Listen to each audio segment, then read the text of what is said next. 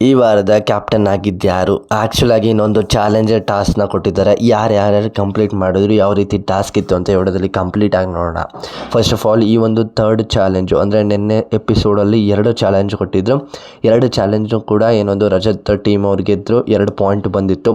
ಅದೇ ಥರ ಇವಾಗ ಥರ್ಡ್ ಚಾಲೆಂಜು 3ನೇ ಪಾಯಿಂಟು ಬರೋದಿತ್ತು, ಬಟ್ ಅಲ್ಲಿ ಇಗ್ನೋರ್ ಮಾಡಿದ್ರು ರಜತ್ ಅವರು. ಏನು ಚಾಲೆಂಜ್ ಇತ್ತು ಅಂತ ಅಂದರೆ 2 ಸ್ಟೈಲಿಶ್ ಆಗಿರೋ ಒಂದು ಫೋಟೋಸ್ನ ಕೊಡ್ತಾರೆ ಬಿಗ್ ಬಾಸ್ ಅವರು.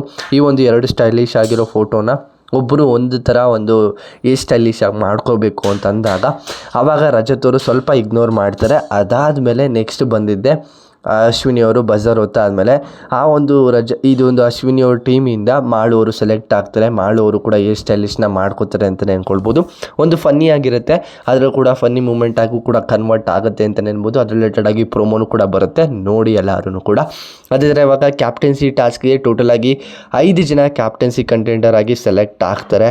ಯಾರ್ಯಾರು ಅಂತ ಅಂದರೆ ಅಶ್ವಿನಿ, ಸೂರಜ್, ರಾಶಿಕಾ, ಕಾವ್ಯ, ಗಿಲ್ಲಿ ನಟ ಅವರು.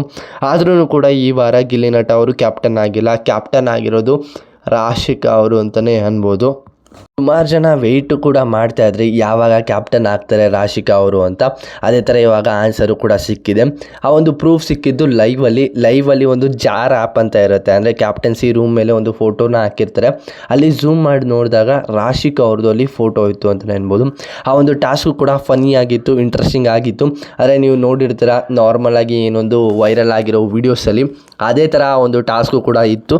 ಟೋಟಲಾಗಿ ಇಲ್ಲಿ ಕಂಪ್ಲೀಟ್ನ ಮಾಡಿ ಈ ವಾರದ ಕ್ಯಾಪ್ಟನ್ ಆಗಿ ರಾಶಿಕಾ ಅವರು ಸೆಲೆಕ್ಟ್ ಆಗಿದ್ದಾರೆ ಅಂತಲೇ ಅನ್ಬೋದು. ನಿಮ್ಮ ಅಭಿಪ್ರಾಯದಲ್ಲಿ ಯಾರು ಕ್ಯಾಪ್ಟನ್ ಆಗಬೇಕಿತ್ತು, ಯಾಕೆ ಆಗಬೇಕಿತ್ತು ಅಂತ ಕಮೆಂಟ್ ಸೆಕ್ಷನಲ್ಲಿ ಮರೆಯದಂತೆ ಕಮೆಂಟ್ ಮಾಡಿ.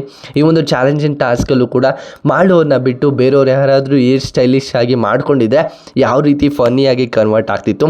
ನಾನಂತೂ ತುಂಬ ಎಕ್ಸೈಟೆಡ್ ಆಗಿದ್ದೆ. ಅವರನ್ನು ಬಿಟ್ಟು ಯಾರಾದರೂ ಸ್ಟೈಲಿಶ್ ಬೇರೆಯವ್ರನ್ನ ಏನಾದರೂ ಮಾಡಿಕೊಂಡ್ರೆ ಇನ್ನೂ ಫನ್ನಿ ಮತ್ತು ಇಂಟ್ರೆಸ್ಟಿಂಗ್ ಆಗಿ ಇರುತ್ತೆ ಅಂತ. ಟೋಟಲಾಗಿ ಇಲ್ಲಿ ನೋಡ್ತಾ ಇದ್ದರೆ ಕ್ಯಾಪ್ಟನ್ ಆಗಿ ರಾಶಿಕಾ ಅವರು ಸೆಲೆಕ್ಟ್ ಆಗಿದ್ದಾರೆ. ಆ ಒಂದು ಚಾಲೆಂಜಿಂಗ್ ಟಾಸ್ಕಲ್ಲಿ ಅಶ್ವಿನಿಯವರು ಗೆದ್ದಿದ್ದಾರೆ. ಅದರಲ್ಲಿ ಅಶ್ವಿನಿಯವರು ಆ ಒಂದು ಪಾರ್ಟಿಂದ ಸೆಲೆಕ್ಟ್ ಆಗಿದ್ದಾರೆ. ಇಲ್ಲಿಂದ 4 ಜನ ಸೆಲೆಕ್ಟ್ ಆಗಿದ್ದಾರೆ ಅಂತಲೇ ಅನ್ಬೋದು. ನಿಮ್ಗೇನು ಅನಿಸುತ್ತೆ ಅಂತ ಕಮೆಂಟ್ ಮಾಡಿ. ನೆಕ್ಸ್ಟ್ ವಿಡಿಯೋ ಸಿಗೋಣ. ಬಾಯ್, ಥ್ಯಾಂಕ್ ಯು, ನಮಸ್ಕಾರ ಗೈಸ್.